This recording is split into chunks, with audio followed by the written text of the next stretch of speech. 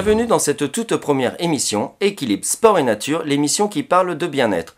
Dans cette première émission, vous allez y découvrir la grippe aviaire, sujet d'actualité, les bienfaits des oméga 3, bien se chausser, la prévoyance, à la découverte du vignoble de Nantes et un peu d'exercice physique pour garder la forme. Aujourd'hui, j'ai le plaisir de recevoir Catherine Thibaudeau vers un équilibre global. Bonjour Catherine.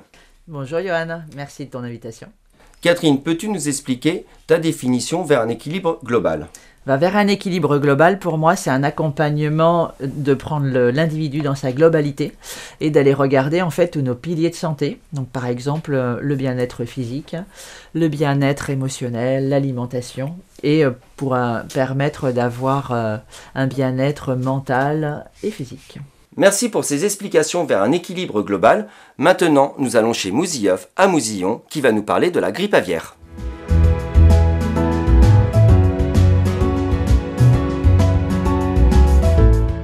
Donc nous sommes à Mousillon chez Amaury qui est éleveur de poules pondeuses et qui est producteur d'œufs biologiques. Amaury aujourd'hui va nous parler de la grippe aviaire, un sujet qui lui tient à cœur parce qu'il se considère comme paysan. Amaury, qu'est-ce que la grippe aviaire ? La grippe aviaire, c'est une maladie qui touche les animaux, qui est bien connue depuis quelques décennies. Et depuis, on va dire 2016, les virus mutants sont devenus de plus en plus pathogènes et de plus en plus virulents. Et du coup, ça a posé de problèmes au niveau essentiellement de l'élevage de volailles industrielles. La filière industrielle arrive à mettre sur le dos des éleveurs plein air les problèmes en disant que ce sont eux qui font que le virus circule, et aussi les oiseaux migrateurs. Donc en fait, on nous impose de rentrer les poules pour éviter que le virus circule par les migrations. Comme tu es un éleveur bio, tes poules doivent être en extérieur. Donc comment tu fais aujourd'hui ?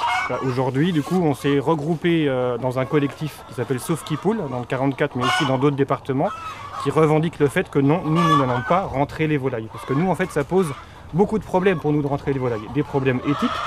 Moi, je me vois très mal obliger 400 poules à rester à l'intérieur tout le temps pendant 7 mois. L'an dernier, en 2020, c'était 7 mois. La réglementation nous imposait de rentrer les volailles. Deuxièmement, c'est un problème pour les animaux, un problème de bien-être, très simplement. Vous mettez 400 poules, même dans un espace intérieur où elles ont de la place, au fur et à mesure, elles vont stresser, elles vont s'agresser, elles vont manger moins, elles vont perdre du système immunitaire, elles vont donc choper des maladies, elles vont pondre moins. C'est trop de problèmes qui fait que voilà, on se regroupe cette année en collectif pour dire non, nous ne sommes pas prêts à assumer les problèmes de la filière industrielle. Amaury, est-ce que la grippe aviaire est dangereuse pour l'être humain ?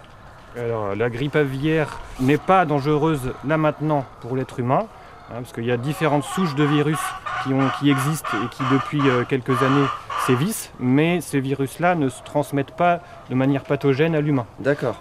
Par contre, du coup, comme le virus se propage très vite dans la filière industrielle, eh bien, c'est, comme on dit, il y a un livre qui s'appelle La fabrique des pandémies. C'est des endroits, les poulaillers industriels, où les virus se reproduisent de manière très rapide et du coup peuvent muter d'un élevage à l'autre. Comment la grippe aviaire se répand ? Alors on dit que ça peut être par les oiseaux migrateurs, oui, mais pour une part infime. Et la grande part, c'est par les flux de l'agriculture industrielle. D'accord. Par exemple, moi ici, qu'est-ce qu'il y a comme flux ? Il y a moi tout seul, qui vais dans chaque poulailler. Et ensuite, il y a le fournisseur d'aliments qui vient remplir les silos par la route ici, et puis il ne rentre pas dans l'exploitation. Voilà, mais lui, il va d'exploitation en exploitation. Et dans les filières, par contre, industrielles, il y a énormément d'acteurs qui vont dans les exploitations. Il y a les aliments, il y a les vétérinaires, il y a les techniciens, il y a ceux qui vendent des produits, etc. Et là, par contre, le virus circule très rapidement.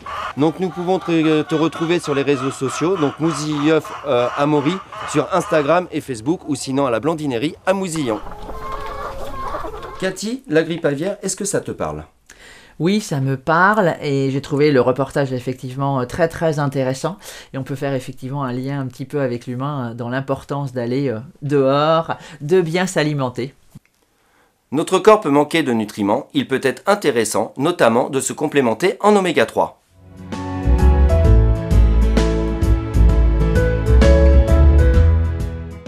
Dans cette rubrique bien-être, je vais vous parler des oméga 3. Les acides gras oméga 3 constituent une famille d'acides gras indispensables, nécessaires au développement et au bon fonctionnement du corps humain. Mais le corps ne sait les fabriquer. L'huile de lin, l'huile de colza, l'huile de noix, les graines de chia, le saumon, le hareng, la sardine, le maquereau sont des aliments qui sont riches en oméga 3. Pour les personnes qui ne consommeraient pas régulièrement ce type d'aliments ou celles qui souhaiteraient se complémenter en oméga 3, il existe des compléments alimentaires sous forme de capsules. Celle que j'ai avec moi, une capsule le matin et le soir au cours du repas, donc 2 par jour. Elles sont issues de petits poissons, garantis sans métaux et qui ont la norme antidopage. Je vous mettrai le lien de ces oméga 3 sur ma page Facebook Mange Bouge M. Pourquoi est-il important de prendre des oméga 3 ? Ils ont un rôle important sur notre système cardiovasculaire, ont un effet positif sur notre système nerveux, calment l'anxiété, améliorent la mémoire, une action anti-inflammatoire pour les sportifs, d'où la norme antidopage qui est très importante dans ce cas. Et ils ont bien sûr bien d'autres bienfaits. Les compléments alimentaires doivent être utilisés dans le cadre d'un mode de vie sain et ne pas être utilisés comme substitut d'un régime alimentaire varié et équilibré. Et bien sûr tenir hors portée des enfants. Est-ce que les oméga 3 jouent un rôle important dans la psychoneuronutrition ? Oui, effectivement, ça joue un rôle important. C'est un des éléments, puisqu'on peut parler des nutriments, en fait. Quand on parle de neuropsychonutrition, on va aller regarder les 4 items. On va d'abord regarder, en fait, les nutriments que l'on apporte à notre corps, comment on nourrit notre véhicule pour être au maximum. Et on va aller regarder après tous les comportements, c'est-à-dire le comment nous mangeons. Est-ce que nous prenons du temps de manger? Quand nous mangeons? Est-ce que nous faisons 2 choses en même temps? Est-ce que nous mangeons à une heure fixe parce qu'on nous l'a imposé ou on mange en écoutant notre corps? On peut regarder aussi le combien nous mangeons, puisqu'aujourd'hui on sait qu'un des problèmes de l'obésité, c'est la suralimentation. Et on peut aussi aller regarder un peu même le pourquoi nous mangeons avec le grignotage et les émotions qu'il y a derrière. Est-ce qu'il est important d'aller faire un petit peu d'activité à l'extérieur de la maison ? Alors oui, effectivement, c'est un pilier de santé, donc on n'est pas obligé d'aller faire un marathon, comme je le dis souvent, mais le faire régulièrement, 30 minutes par jour par exemple, c'est quelque chose qui est extrêmement important. Vous avez décidé de partir en randonnée ce week-end, êtes-vous bien chaussé ? Nous nous retrouvons chez Intersport à Clisson.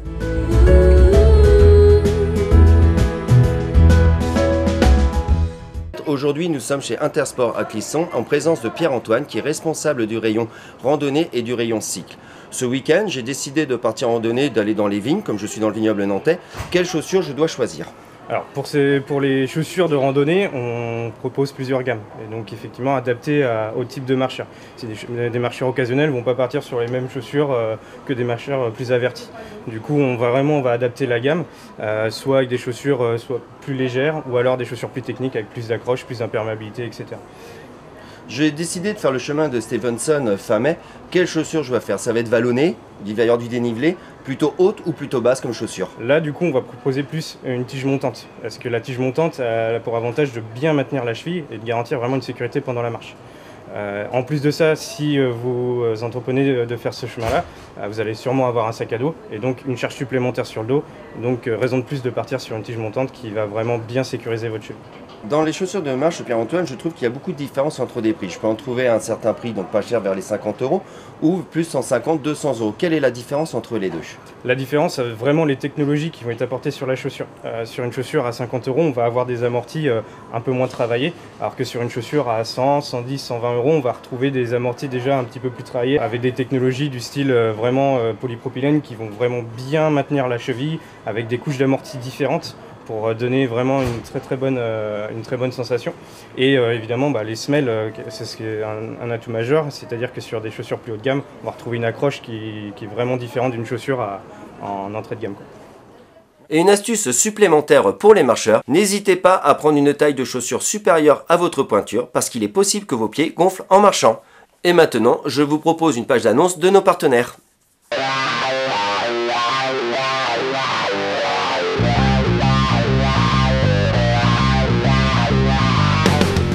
Pour une viande de qualité, retrouvez-nous à la boucherie Liénard, au Palais.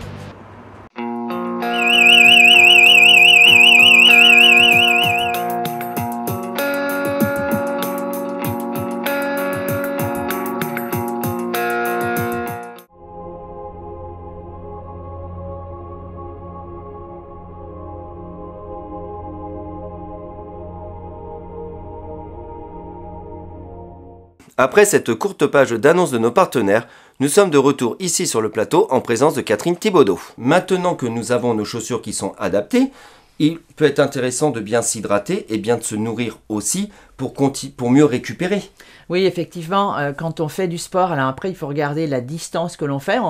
Là, on peut effectivement faire 5 km ou plus, ou des grandes distances comme toi, tu le fais très bien. Et là, effectivement, on va aller chercher une alimentation qui est spécifique, avec avant le sport, pendant et après le sport. Et on va aussi s'intéresser beaucoup à l'hydratation, qui est quelque chose de très important pour le corps.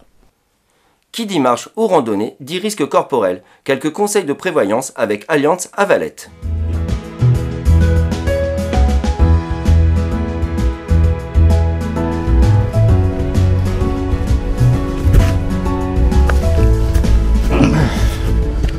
Ce week-end, je suis parti marcher et puis je me suis foulé la cheville. Alors qu'est-ce qui s'est passé? Eh bien, non seulement je me suis foulé la cheville, mais en plus tordu le genou. Et donc, je me suis retrouvé en arrêt de travail. Alors, quelles sont mes solutions par rapport à ça? Eh bien, je vais avoir ma sécurité sociale et puis ma complémentaire santé pour m'accompagner. Mais néanmoins, je vais avoir aussi un arrêt de travail. Et cet arrêt de travail, comment est-ce que je vais pouvoir le compenser? Eh bien, je vais faire appel à mon contrat prévoyance qui va me prendre en charge donc une indemnité journalière. Et puis, si j'ai plus de complications, eh bien, éventuellement, une invalidité pour m'accompagner. Catherine, la prévoyance est un domaine que tu connais également? Oui, effectivement, c'est un sujet qui m'intéresse et moi j'aime bien parler de prévoyance financière comme il l'a très bien évoqué, mais aussi de prévoyance dans notre alimentation. On sait aujourd'hui que notre alimentation d'aujourd'hui va générer notre santé dans les 10 prochaines années. Donc moi, je préfère effectivement prévoir et pouvoir anticiper et mettre toutes les choses en place pour vivre au mieux et plus longtemps. Vous allez me dire comment je fais pour être au mieux de ma forme et prévoir pour que dans les 10 prochaines années, je sois au top de ma forme. L'important, ce qu'il va falloir regarder, ça va être les nutriments que vous mettez dans votre corps et pas uniquement les calories. Donc il existe aujourd'hui effectivement une alimentation qui nous permet par exemple d'avoir une super farine ou dans ce cas-là, on aura tous les macros et micronutriments dont le corps a besoin. Maintenant que tu nous as dit, Catherine, qu'il fallait prendre de bons nutriments, nous allons passer à la rubrique découverte avec l'Office de tourisme du vignoble de Nantes. Et je crois qu'il y a quelques changements dans le tourisme.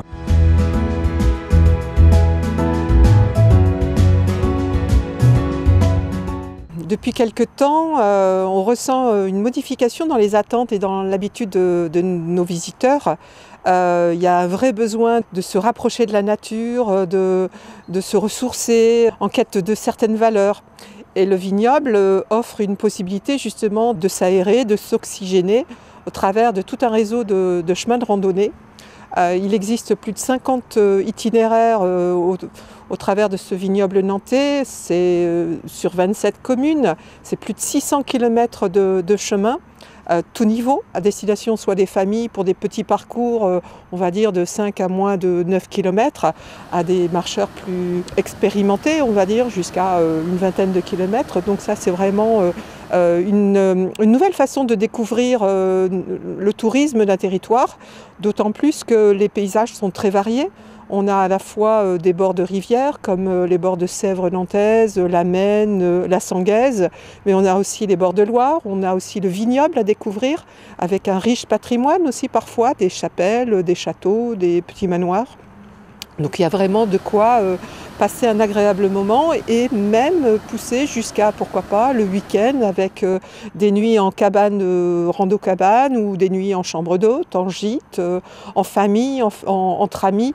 Voilà, c'est vraiment une destination de ce que l'on appelle le slow tourisme qui est vraiment à portée de tous et pour vivre et se redonner du sens à la vie. Catherine, tu me disais que tu faisais des randonnées. Vers quel secteur tu marches ? Alors en fait, moi j'habite au Le-Roubotreau, donc effectivement je fais des randos tout autour et il y a une zone que j'aime particulièrement, c'est en fait la butte de la Roche où on a une vue magnifique sur Nantes et donc j'adore effectivement aller là et là du coup je le fais plutôt en solo et j'en profite aussi pour faire beaucoup de respirations, des respirations qui sont intéressantes pour le corps et qui une fois de plus vont aller nourrir notre cerveau. Nous avons fait de la randonnée, nous avons découvert de beaux circuits avec l'Office de tourisme du vignoble de Nantes. Je vous propose maintenant d'aller faire de l'exercice physique en intérieur avec Biforme à Clisson.